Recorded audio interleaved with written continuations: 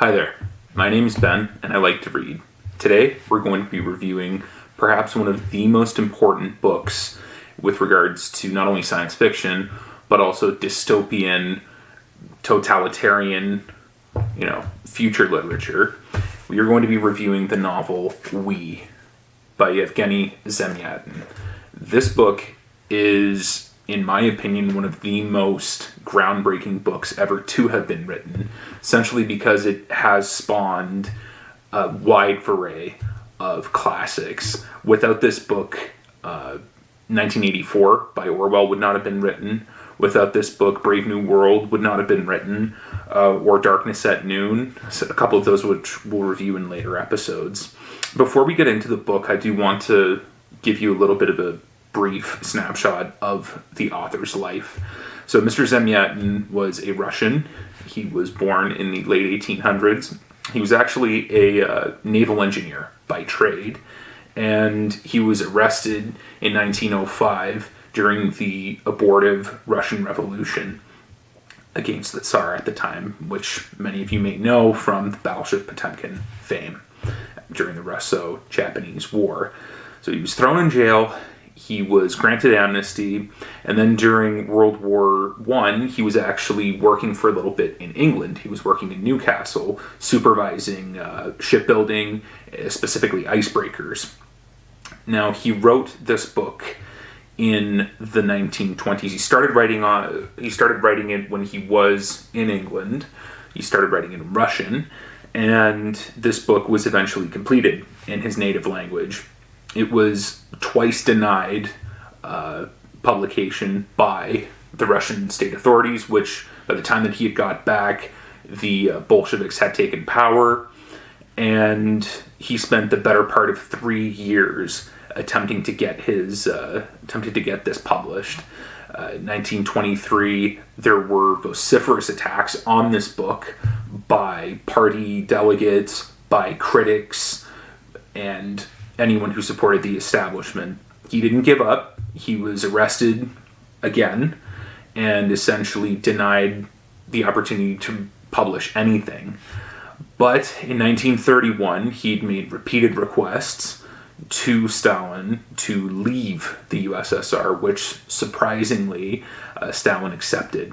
And in 1931, he departed Russia for the last time, eventually settling in Paris, where he passed away in 1937. A fascinating character, a fantastic mind, I would say.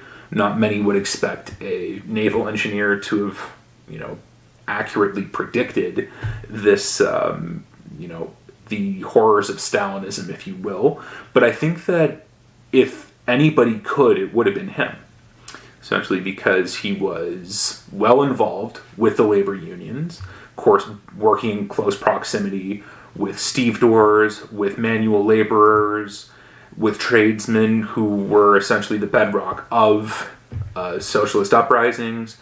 The labor unions, trade unions, I should say, and labor unions also provided a lot of support towards these socialist/communist movements in its early stages. We don't necessarily see too much of that anymore, but we still do. It still has kept a very, very important place in the rhetoric as well as in the history of these political movements. Now, with this book itself, it's entitled We. It follows the chief engineer of this one country called the One State, and he's in charge of building this spaceship called the Integral.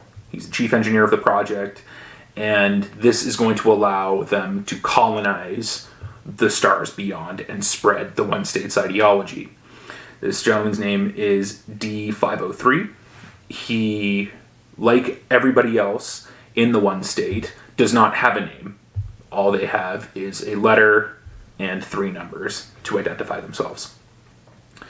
Now, D503 has a couple of friends. 094, I do believe, I could be getting that wrong, is a particularly good friend of his. And the way that the Society of the One State, before I get any further into the plot, I have to explain this. It's a city that's made up entirely of glass. It's like a panopticon. You can see what everyone else is doing. You can, see people going to the bathroom, making love, eating, fighting. Everything is under total supervision by the One State.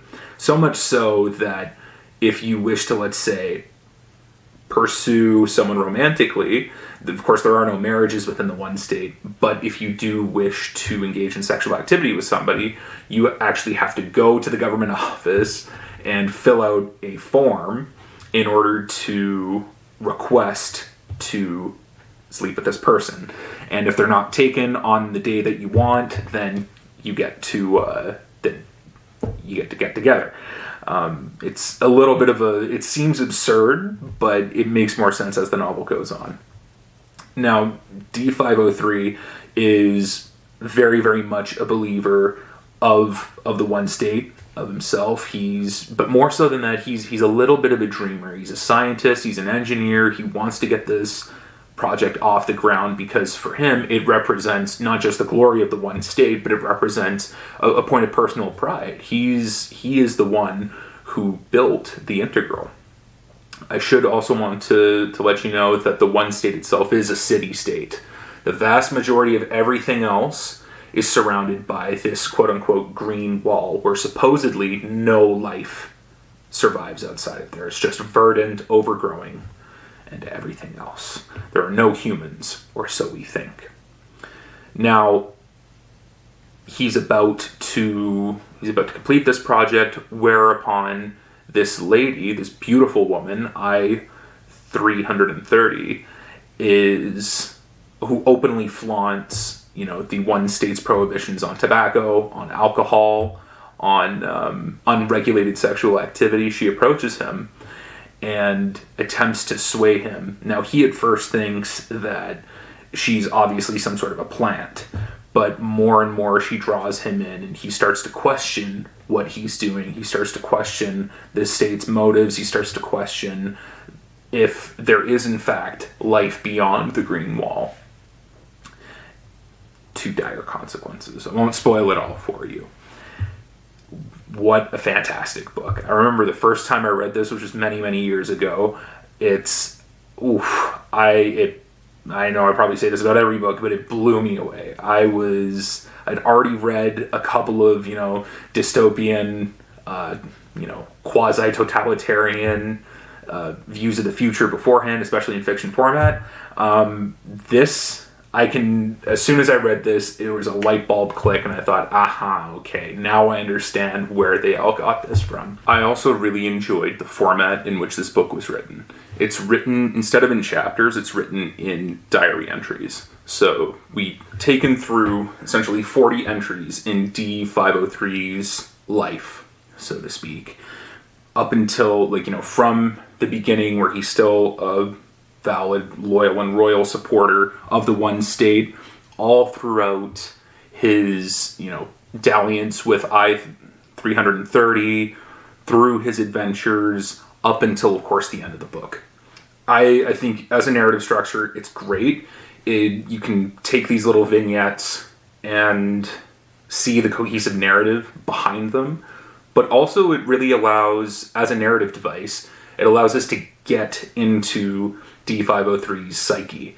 It really, really drives home the fact that, this is someone who is deeply insecure about himself. This is somebody who wants to take pride of ownership.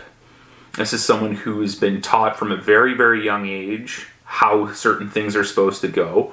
And of course, it goes to show, again, he is this scientist, he's this mathematician, he believes logic and reason, and unfortunately this can go and be used against him, as we see later on in the book. It's, again, it's fairly short. Across the 40 entries, it's about 230 pages. There's no notes, nothing like that. It's completely fictional kind of a book. I think that I think it's great. It's easily in my top 10. It is a super influential book. for a book that was initially written in the Russian, I don't think that it reads clunkily. I think this, I forget who this translation is by, Mira Ginsburg. Ginsburg did a fantastic job in translating it, really getting the cadence going, and there's a couple of really, really good lines there as well. I'll paraphrase one, but essentially he says that, I must walk along the edge of a knife because that's the only sane path for a dangerous mind. It's translated beautifully, and you really, really get a sense of this is the primordial, the protean Winston Smith. This is someone who is, so conditioned to think a certain way, but has that independent streak within him, and now it's up to him in order to choose where to go from there. And yeah, I think you can't sleep on this one. You gotta fucking read it.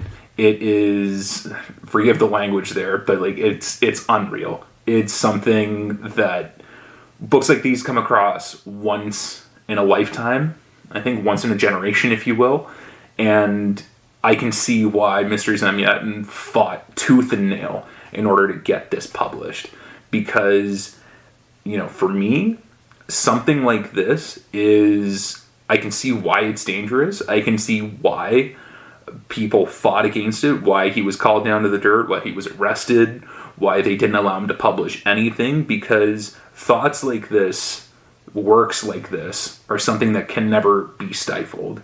They're something that teach us that we have to constantly be vigilant, we have to constantly think outside of the box, but not only think outside of the box in the sense of, we have to be a creative, but we have to think, we have to think beyond not just our political structures, but beyond our ideologies as well. We have to think why. We have to reason with ourselves and with those around us. We have to negotiate, if you will. And I think that it's just an absolutely wonderful teaching tool for that. It's a shining light, for lack of a better word, for opposition to censorship, for freedom of speech, for freedom of thought. And I think it's these concepts itself that it introduces into the literary world. Of course, which people like Koestler, like Huxley, like Orwell especially, will take and they'll run with that and they'll further refine that. And I think this is why absolutely everybody has to read this book. But anyway, why don't you give it a read? Let me know what you think about it in the comments below. Thank you so much for watching.